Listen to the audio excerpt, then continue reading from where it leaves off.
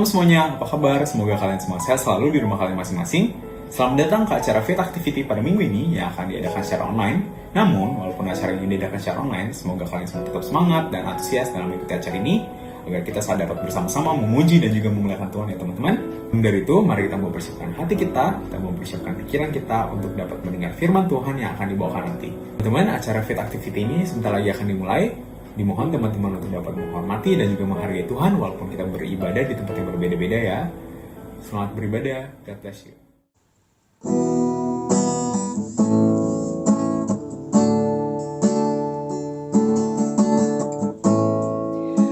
Betapa ku mencintai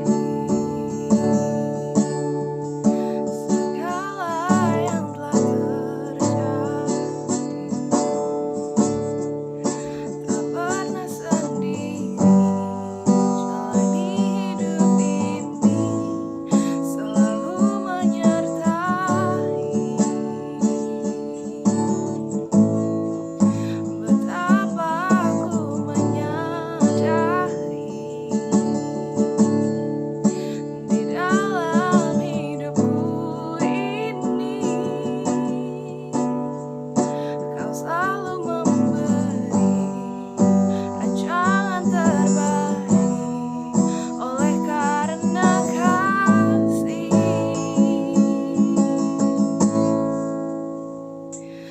Bapa, sentuh hatiku, ubah hidupku menjadi yang baru, bagai emas yang murni. Kau membentuk bejana hatiku. Bapa, ajarku mengerti sebuah kasih yang selalu memberi, bagai air mengalir yang tiada pernah berhenti.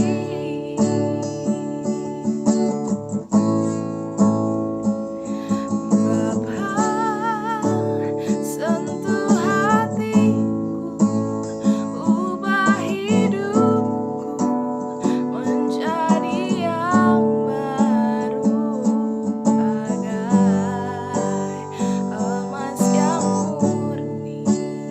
Kau membentuk bejana hatiku. Bapa, ajarku mengerti sebuah kasih yang selalu memberi, bagai air mengalir yang tiada pernah berhenti.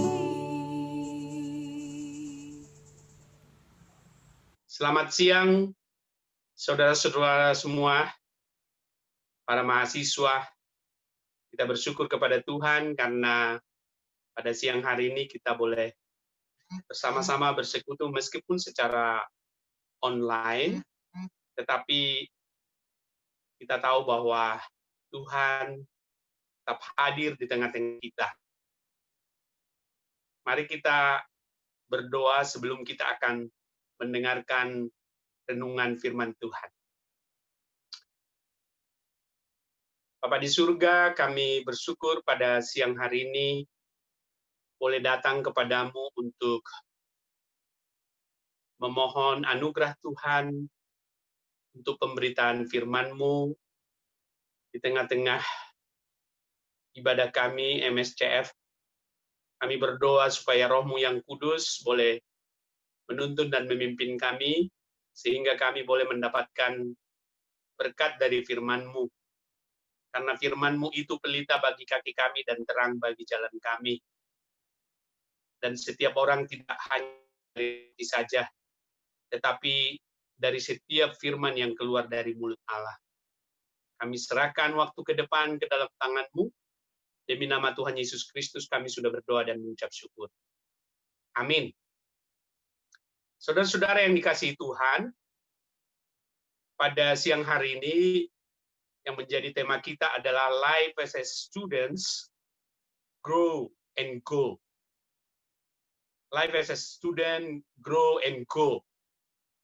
Nah, firman Tuhan yang mendasari tema kita pada siang hari ini terambil dari Markus pasal 4.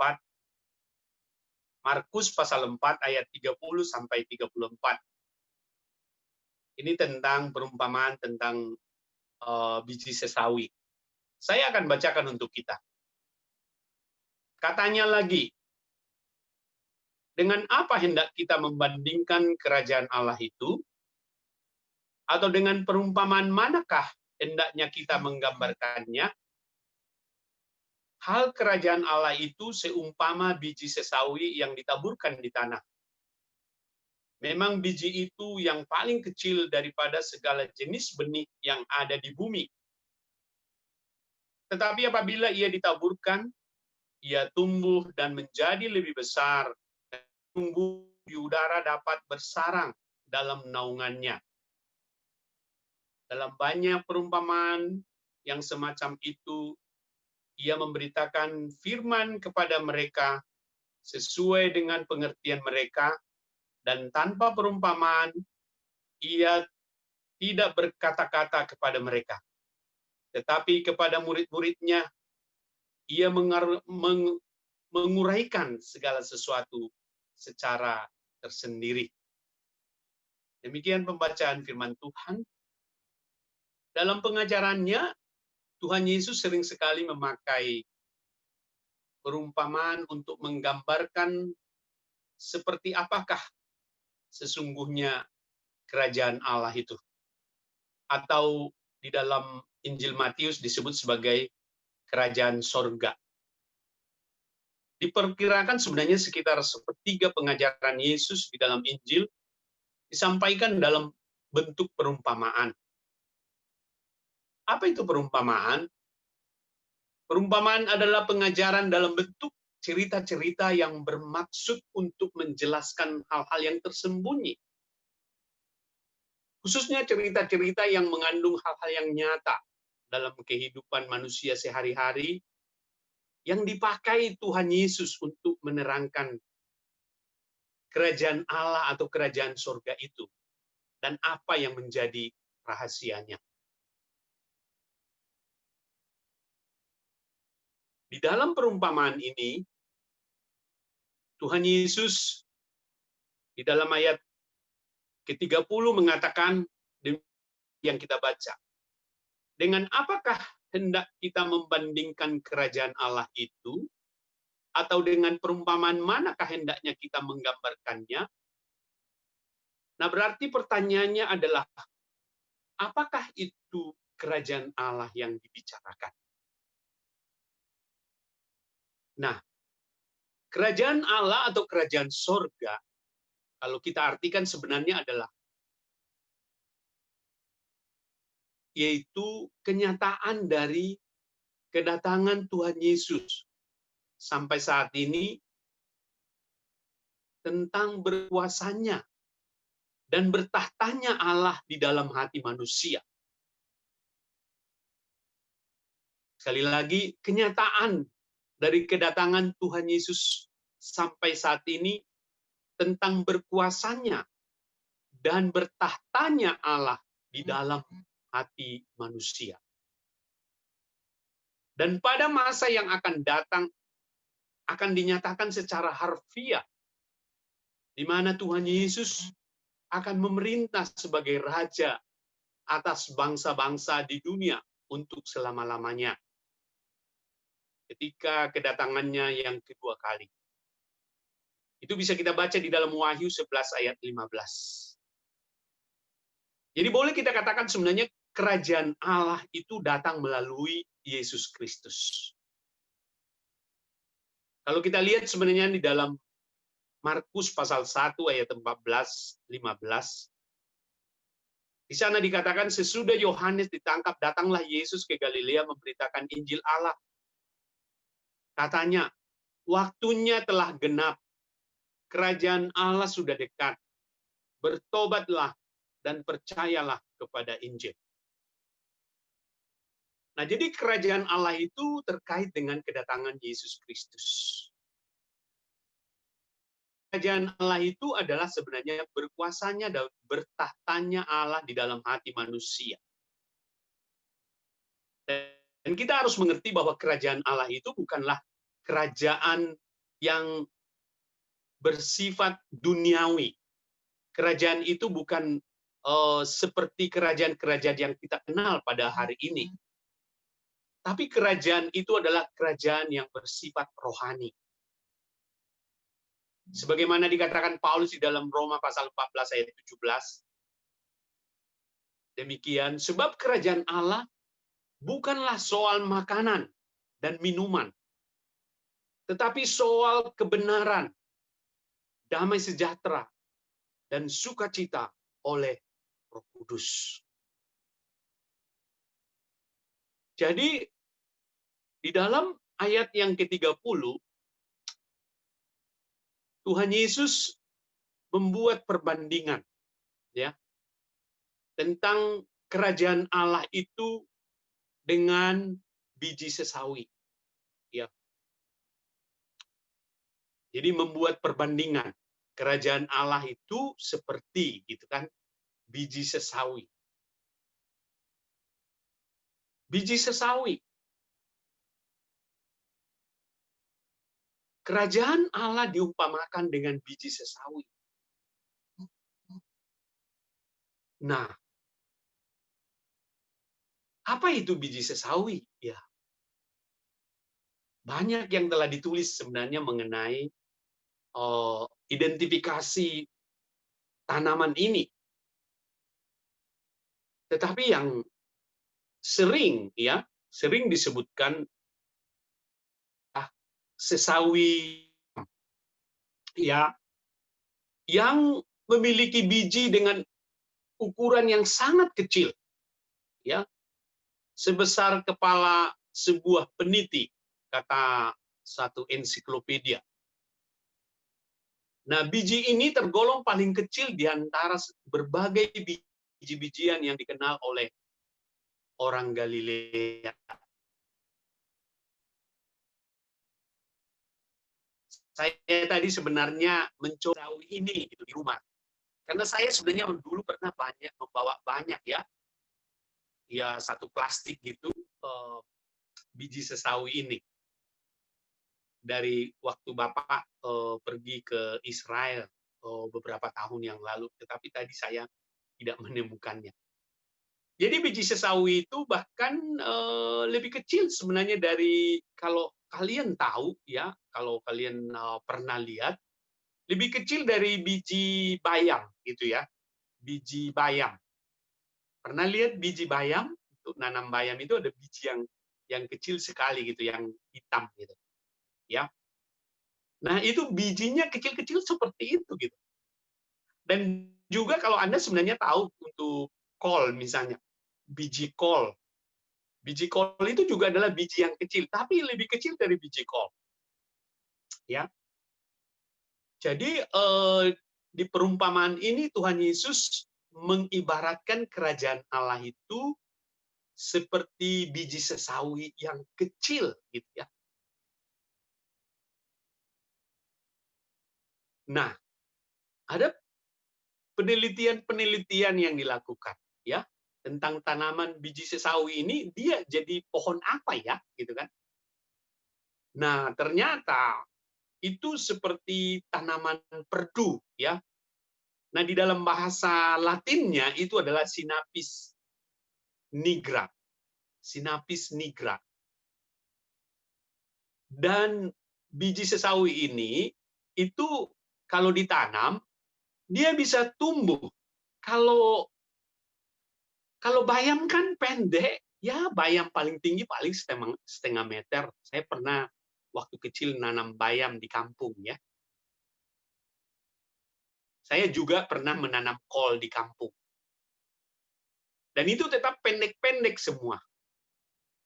Tetapi biji sesawi ini menjadi tanaman yang disebut dengan Sinapis nigra ini, atau tanaman perdu, itu bisa tumbuh hingga 3 sampai 5 meter tingginya. Dengan batangnya itu bisa segede apa? Lengan lah ya, lengan. Ini lengan ya. Lengan manusia. Nah, jadi dia akhirnya bisa tumbuh cabang-cabangnya, ya. Tumbuh cabang-cabangnya dan akhirnya ya burung-burung itu bisa membuat sarang di pohon ini, ya. Nah, itu pohon yang akhirnya tumbuh dari biji sesawi itu, ya. Jadi perumpamaan ini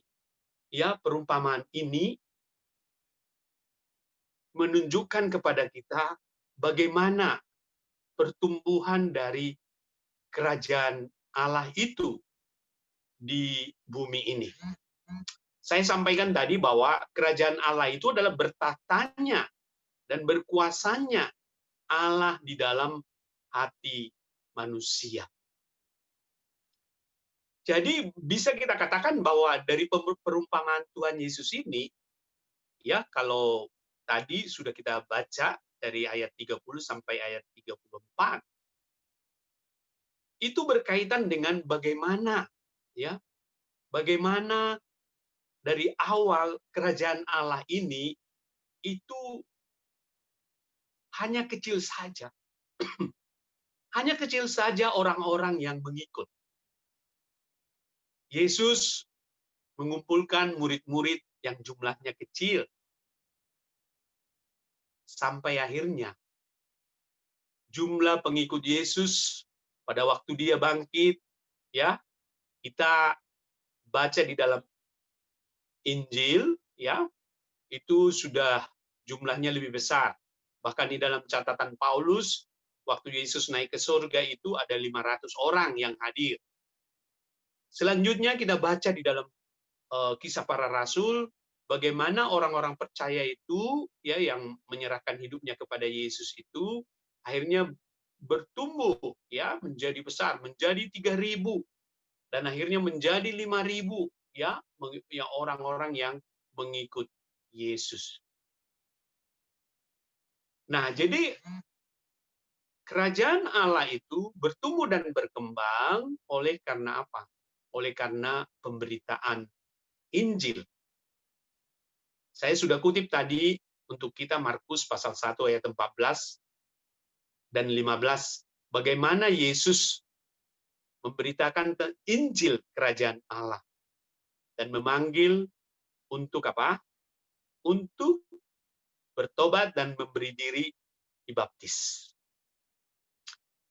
Jadi demikian yang sebenarnya dikatakan di dalam bacaan kita hari ini mengenai bagaimana kerajaan Allah itu bertumbuh dari yang kecil sampai akhirnya hari ini begitu banyak orang yang mengimani Kristus. Ya, ketika seseorang menyerahkan dirinya kepada Kristus, maka Kristus diharapkan menjadi raja di dalam hati seseorang. Kristus menjadi Tuhan bagi seseorang. Jadi orang yang sebenarnya percaya kepada Kristus, maka pada diri orang itu ada kerajaan Allah. Ya, kerajaan Allah. Sekali lagi, pada masa kini kerajaan Allah itu bersifat rohani. Nah, jadi kita lihat bagaimana pertumbuhan dari kerajaan Allah itu dari yang kecil menjadi sangat-sangat besar saat ini. Yang mengikut kerajaan Allah itu dalam jumlah yang kecil. Sekarang mungkin ya miliaran orang. Nah, demikianlah kerajaan Allah itu bertumbuh. Nah, kalau kita perhatikan misalnya di dalam ayat 33 sampai ayat 34, di sana dikatakan dalam banyak perumpamaan yang semacam itu, ia memberitakan firman kepada mereka sesuai dengan pengertian mereka, dan tanpa perumpamaan ia tidak berkata-kata kepada mereka. Tetapi kepada murid-muridnya ia menguraikan segala sesuatu secara tersendiri. Apa maksudnya? Ayat 33 sampai ayat 34 itu. Seperti saya ungkapkan tadi, bahwa Yesus hampir sepertiga pengajarannya itu adalah melalui perumpamaan. Nah, Yesus menggunakan metode ini sebagai sarana pengajaran, ya, pengajaran. Nah, orang-orang yang mengikuti Yesus pada waktu itu, misalnya kalau kita baca di dalam Markus pasal 4 di awal ini, itu banyak sekali orang yang mengikuti Yesus sampai ke pinggir-pinggir pantai, ya, pantai Galilea. Nah, orang yang mengikuti Yesus itu tentu apa? Tentu dengan berbagai motivasi. Tetapi juga sekaligus orang-orang ada di sana yang sebenarnya hanya ngintip-ngintip, ya. Sebenarnya mereka adalah oposisi, bahkan mungkin adalah suruhan dari orang-orang Farisi dan ahli Taurat. Jadi ada di antara mereka yang hadir itu sebenarnya para pengikut yang tidak sungguh-sungguh. Dan itu makin lama makin banyak. Nah, oleh karena itu Yesus mempergunakan perumpamaan di satu sisi sebagai sarana untuk mengajar murid-muridnya sendiri. Dan di sisi lain juga sebenarnya dengan perumpamaan ini Yesus sebenarnya menutup inti ajarannya dari para pendengar yang tidak sungguh-sungguh dan yang bersikap oposisi atau yang menentang. Nah, jadi dalam kesempatan ini dia sebenarnya mempergunakan perumpamaan untuk mengilustrasikan ciri-ciri tertentu dari kerajaan Allah itu.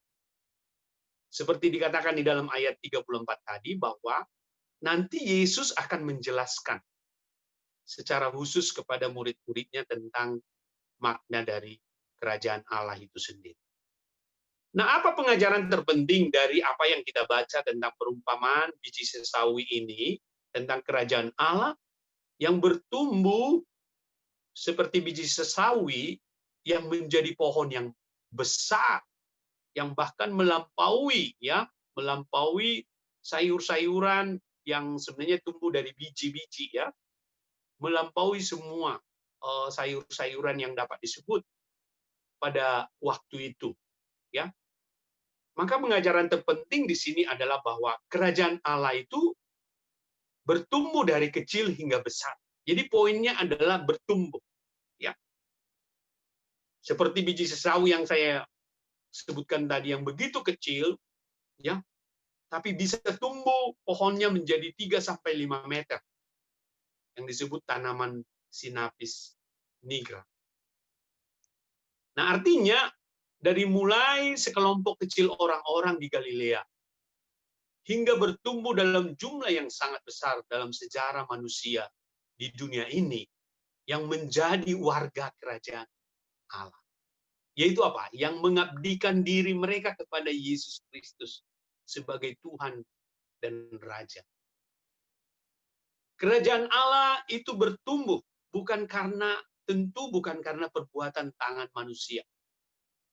Tetapi kerajaan Allah itu bertumbuh oleh karena Allah sendiri melalui pekerjaan Roh Kudus yang bekerja di dalam hati setiap orang yang berespon terhadap panggilan Injil.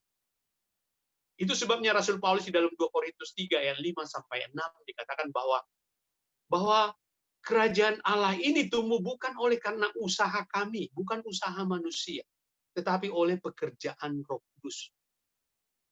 Kemudian pengajaran yang lain dari perumpamaan ini adalah bahwa kerajaan Allah itu terus bertumbuh. Bertumbuh untuk apa?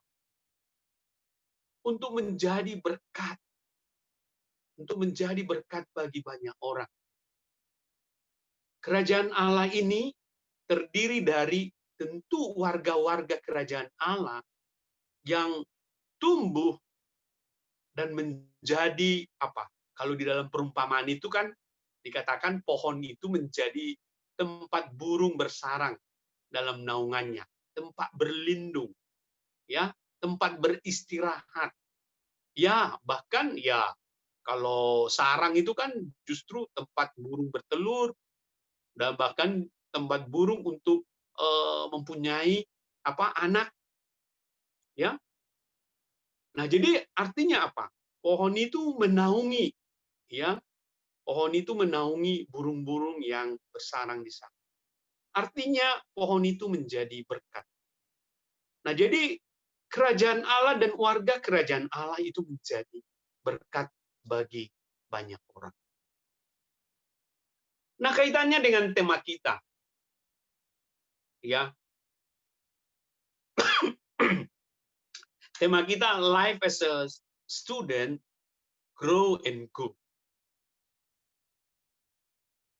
Kita ini adalah warga kerajaan Allah. Sebagai mahasiswa, sesuai tema kita harus bertumbuh dan pergi. Artinya bertumbuh itu adalah kita harus menjadi orang-orang yang bisa menghasilkan sesuatu. Dan go itu artinya sebenarnya lebih kepada untuk menjadi berkat bagi banyak orang. Nah, untuk menjadi berkat bagi banyak orang, maka kita harus bertumbuh. Mengapa kita harus bertumbuh? Seperti pertanyaan dari pengurus di dalam surat yang dikirimkan kepada saya, apa yang menjadi topik kita, ya? Mengapa kita harus bertumbuh? Karena memang firman Tuhan yang meminta kita harus bertumbuh. Di dalam 2 Petrus 3 ayat 18 dikatakan, tetapi bertumbuhlah dalam kasih karunia dan dalam pengenalan akan Tuhan dan Juru Selamat kita, Yesus Kristus. Baginya kemuliaan sekarang dan sampai selama-lamanya.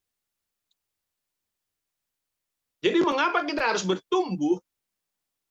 Ya karena firman Tuhan meminta kita untuk bertumbuh di dalam kasih karunia dan pengenalan akan Tuhan dan Juru Selamat kita, Yesus Kristus. Siapa Tuhan dan Juru Selamat kita itu adalah Raja kita di dalam kerajaan Allah. Nah, lalu pertanyaannya bagaimana kita bertumbuh dan bagaimana kita tahu bahwa kita cukup bertumbuh dan menjadi berkat bagi orang lain. Maka di dalam kitab yang sama, di dalam awal surat 2 Petrus 1 ayat 3-9 saya akan bacakan kepada kita. Karena kuasa ilahinya telah menganugerahkan kepada kita segala sesuatu yang berguna untuk hidup yang saleh. Oleh pengenalan kita akan Dia yang telah memanggil kita oleh kuasanya yang mulia dan ajaib. Dengan jalan itu, Ia telah menganugerahkan kepada kita janji-janji yang berharga dan yang sangat besar, supaya olehnya kamu boleh mengambil bagian dalam kodrat ilahi dan turut dari hawa nafsu duniawi yang membinasakan dunia. Justru karena itu kamu harus dengan sungguh-sungguh berusaha untuk menambahkan kepada imanmu kebajikan, dan kepada kebajikan pengetahuan, dan kepada pengetahuan penguasaan diri, kepada penguasaan diri ketekunan, dan kepada ketekunan kesalehan, dan kepada kesalehan kasih akan saudara-saudara, dan kepada kasih akan saudara-saudara kasih akan semua orang. Sebab apabila semuanya itu ada padamu dengan berlimpah-limpah, kamu akan dibuatnya menjadi giat dan berhasil dalam pengenalanmu akan Yesus Kristus Tuhan kita. Tetapi barang siapa tidak memiliki semuanya itu, ia menjadi buta dan picik karena ia lupa bahwa dosa-dosanya yang dahulu telah dihapuskan. Jadi perhatikan, apa yang menjadi syarat bertumbuh itu. Dari 2 Petrus pasal yang pertama ayat 3-9 itu, kita melihat di situ bagaimana Petrus menuliskan syarat bertumbuh itu. Yaitu apa? Ayat 3 sampai ayat yang keempat yang kita baca tadi. Di sana dibicarakan tentang apa? Bahwa kita telah menerima panggilan Allah. Panggilan Allah dengan kuasanya yang ajaib. Panggilan melalui Injil. Sehingga kita apa? Ketika kita berespon kepada Injil, maka kita mengalami kelahiran baru di dalam Kristus melalui pekerjaan Roh Kudus. Oleh karena itulah kita dipersatukan dengan Kristus oleh karena pekerjaan Roh Kudus yang penuh kuasa itu. Sehingga apa dikatakan di sana? Kita memiliki kodrat ilahi. Kalau saya ingin mengatakan kodrat ilahi itu seperti benih, ya benih ilahi ada pada kita ketika kita mengalami kelahiran kembali. Benih ilahi itu adalah iman yang pertama yang dikaruniakan oleh Tuhan kepada kita. Sehingga dikatakan bahwa karena kita memiliki iman kepada Allah, maka kita akan diluputkan dari hawa nafsu duniawi yang membinasakan dunia. Kalau kita ingat misalnya Yohanes 3 ayat 16 dikatakan bahwa di dalam Kristus kita tidak binasa. Bunyinya kan begini. Karena begitu besar kasih Allah akan dunia ini, sehingga ia mengaruniakan anaknya yang tunggal, supaya setiap orang yang percaya kepadanya, kepada siapa? Kepada Yesus Kristus, tidak binasa. Jadi kita yang menerima Kristus, bersatu dengan Kristus, menjadi warga kerajaan Allah, kita tidak akan binasa. Dan kita memiliki kodrat ilahi. Kita memiliki iman yang dikaruniakan oleh Allah kepada kita melalui apa? Melalui kelahiran baru yang dikerjakan oleh Roh Kudus. Itulah yang pertama. Tidak mungkin bertumbuh tanpa ada benih. Ya kan? Pohon tidak bisa bertumbuh tanpa ada kehidupan di dalam benih itu. Mau dikasih pupuk seperti apapun, kalau pada benih itu sebenarnya sudah mati, maka dia tidak akan bertumbuh. Tetapi di dalam bagian ini dikatakan bahwa kita diberikan memiliki kodrat ilahi, benih ilahi. Maka kita mempunyai apa? Potensi untuk bertumbuh. Sebagaimana benih yang di dalamnya ada kehidupan, maka ketika ditaruh di tanah, dia akan bertumbuh. Lalu selanjutnya apa syarat untuk bertumbuh? Ya, kalau yang ayat 3 sampai ayat yang keempat, sebenarnya posisi kita itu posisi yang pasif. Ya. Karena yang mengerjakannya adalah Roh Kudus di dalam hidup kita. Ya. Kita hanya berespon, tapi usaha dikerjakan oleh Roh Kudus yang mempersatukan kita dengan Kristus. Nah, di dalam ayat yang kelima dan sampai 7, maka disitulah kita diminta apa? Kita diminta dengan sungguh-sungguh berusaha, kata-katanya ya, dengan sungguh-sungguh ayat 5. Justru karena itu kamu harus dengan sungguh-sungguh berusaha. Sungguh-sungguh berusaha untuk menambahkan kepada imanmu. Jadi udah dikatakan sudah ada iman itu. Ya, seperti saya sebenarnya diberikan kepada kita ketika kita mengalami kelahiran baru di dalam Kristus dan oleh Roh Kudus mempersatukan kita dengan Kristus, maka kita memiliki iman.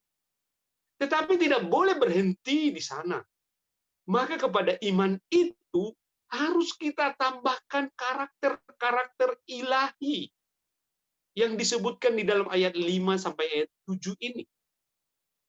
Dikatakan di sana harus menambahkan kepada imanmu kebajikan. Kepada kebajikan pengetahuan. Kepada pengetahuan penguasaan diri. Kepada penguasaan diri ketekunan. Kepada ketekunan kesalehan. Dan kepada kesalehan kasih akan saudara-saudara. Dan kasih kepada saudara-saudara, kasih akan semua orang. Saudara-saudara, iman itu harus diisi. Diisi dengan apa? dengan pengetahuan dan karakter-karakter ilahi. Tanpa itu, saudara-saudara, kita tidak akan ada pertumbuhan. Jadi bagaimana virtue, ya, kebajikan itu, ya, yang dapat kita lakukan di dalam hidup kita kepada orang lain. Dan terhadap kebajikan ini, kita harus dikatakan untuk menambahkan juga pengetahuan. Jadi betapa pentingnya pengenalan. Pengenalan akan Tuhan di dalam knowledge. Pengetahuan intelektual terhadap apa? Terhadap firman Tuhan. Terhadap Tuhan. Kita harus mempunyai pengetahuan, intelektualitas tentang Tuhan. Lalu dikatakan self-control. Penguasaan diri. Itu karakter yang sangat penting. Kalau kita sudah mampu untuk belajar untuk menguasai diri kita, maka kita mengalami pertumbuhan. Karena salah satu yang paling sulit yang dimiliki oleh manusia hari ini adalah soal self-control, penguasaan diri dalam segala hal. Di dalam hal emosi, di dalam hal keinginan, di dalam hal nafsu, di dalam hal banyak sekali. Orang kalau sudah bisa menguasai diri, maka dia boleh dikatakan sudah menjadi dewasa. Ya, itu sebabnya orang misalnya boleh dapat SIM, surat izin mengemudi sesudah 17 tahun, karena dianggap sudah bisa menguasai diri, gitu ya. Tapi iya, tentu itu tidak selalu demikian, ya. Nah, terhadap penguasaan diri dikatakan harus ada ketekunan, ya. Ketekunan di sini bicara tentang apa? Bicara tentang untuk mengikut Tuhan dengan tekun walaupun banyak tantangan, kesulitan, bahkan mungkin suatu saat mengalami penderitaan, harus ditambahkan. Lalu kepada ketekunan dikatakan kesalehan. Kesalehan itu berbicara tentang apa? Kesalehan berbicara tentang bagaimana seseorang itu melakukan. Sebenarnya bukan hanya bersifat ritual, ya, ritual atau tingkah laku keagamaan. Tetapi kesalehan itu lebih kepada apa yang di dalam hati seseorang, yang dia betul-betul seorang yang takut akan Allah. Seperti Ayub misalnya disebut sebagai orang saleh karena dia takut akan Allah. Jadi bukan hanya saleh itu mengikuti ritual-ritual, bukan, ya. Lalu kepada kesalehan dikatakan di sini kasih. Nah, kasih kepada saudara-saudara dulu. Maksudnya di sini siapa? Saudara-saudara tentu adalah pasti saudara kita sendiri, tetapi juga saudara seiman, gitu, ya. Saudara seiman. Barulah kasih kepada semua orang. Jadi di sini bagaimana kita lihat, ya, bagaimana kita lihat Petrus, ya, Petrus itu memberikan kepada kita bagaimana pertumbuhan itu berlangsung. Karakter-karakter itu yang harus ditambahkan kepada iman kita. Lalu pertanyaannya tadi kan di bagian terakhir dari apa yang harus kita bicarakan dalam topik ini adalah bagaimana kita tahu bahwa kita cukup bertumbuh dan menjadi berkat untuk orang lain. Maka itu sebenarnya kita lihat di dalam ayat 8 sampai 9. Apa yang menjadi ukuran pertumbuhan kita? Jikalau di ayat 5 sampai 7 dikatakan tentang apa yang harus kita tambahkan.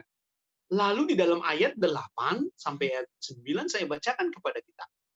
Sebab apabila semuanya itu ada padamu dengan berlimpah-limpah, kamu akan dibuatnya menjadi giat dan berhasil dalam pengenalanmu akan Yesus Kristus Tuhan kita. Tetapi barang siapa tidak memiliki semuanya itu, ia menjadi buta dan picik karena ia lupa bahwa dosa-dosanya yang dahulu telah dihapuskan. Coba perhatikan baik. Kita tahu bahwa kita sudah mengalami pertumbuhan itu jikalau apa yang ditambahkan itu betul berlimpah-limpah dalam hidup kita. Berlimpah-limpah. Dan Itu menyebabkan kita apa? Giat dan berhasil dalam pengenalan akan Yesus Kristus.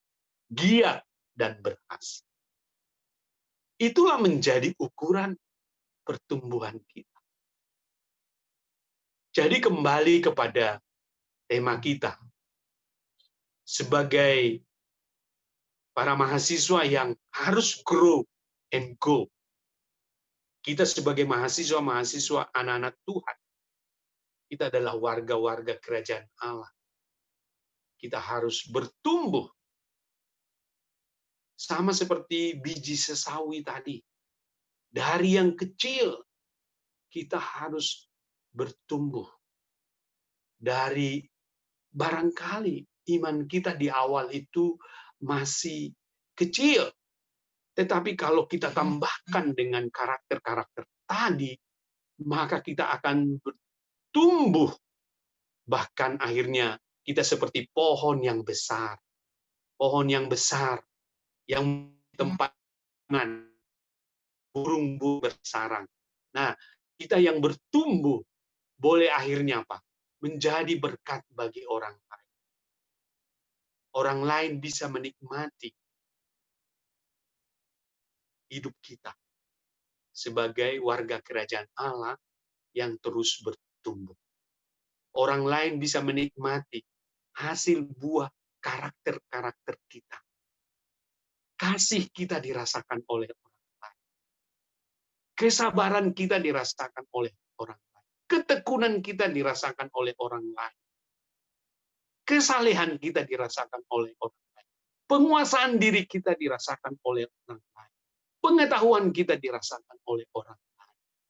Itulah artinya kita sebagai mahasiswa grow and go.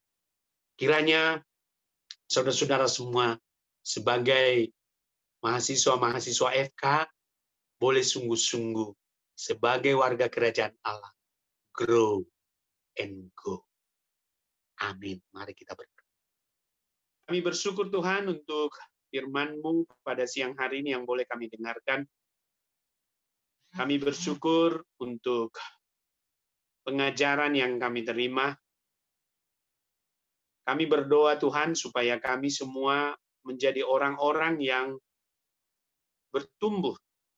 Sama seperti kerajaan Allah yang bertumbuh dari biji seperti biji sesawi menjadi pohon yang besar. Iman kami juga bertumbuh dan berkembang di dalam karakter-karakter ilahi yang kami miliki secara berlimpah. Sehingga kami boleh menjadi orang-orang yang giat dan berhasil. Kami sebagai mahasiswa yang grow and go. Kami bertumbuh dan pergi menjadi berkat bagi banyak orang. Kami berdoa Tuhan memampukan kami untuk menjadi mahasiswa-mahasiswa selaku warga kerajaan Allah, bertumbuh dan boleh menjadi berkat bagi banyak orang. Mampukan kami Tuhan, demi nama Kristus kami berdoa. Amin. Halo semuanya, puji Tuhan ibadah Eva kita hari ini sudah selesai. Biarlah firman dan persekutuan ini boleh menjadi berkat bagi kita semua. Selanjutnya, aku akan memberikan beberapa pengumuman nih. Yang pertama, jangan lupa ya untuk mengisi Google Form pada link yang tertera di bawah ini.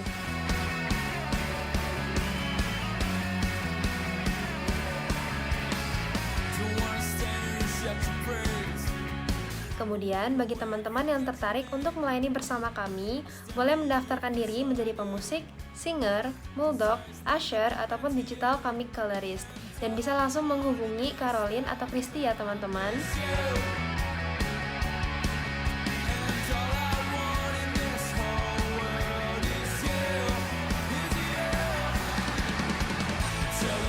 Kemudian, buat teman-teman yang ingin bergabung dengan kelompok kecil atau ingin tahu kelompok kecil itu apa, boleh kontak Valentine ya. Kelompok kecil ini bisa menjadi wadah kita untuk sharing mengenai pertumbuhan iman kita dan juga hal-hal lain seputar perkuliahan dan kehidupan pribadi kita. Ayo join kakak!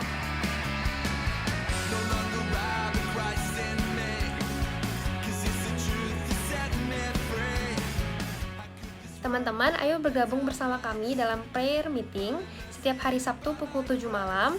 Kami tunggu kehadiran kalian.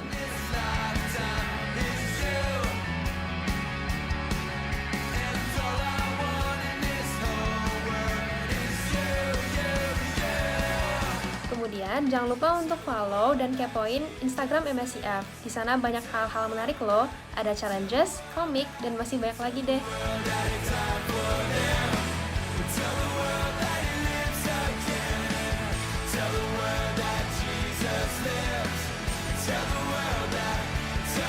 Sekian untuk FA dan pengumuman hari ini. Sampai bertemu di FA minggu depan ya. Tuhan Yesus memberkati.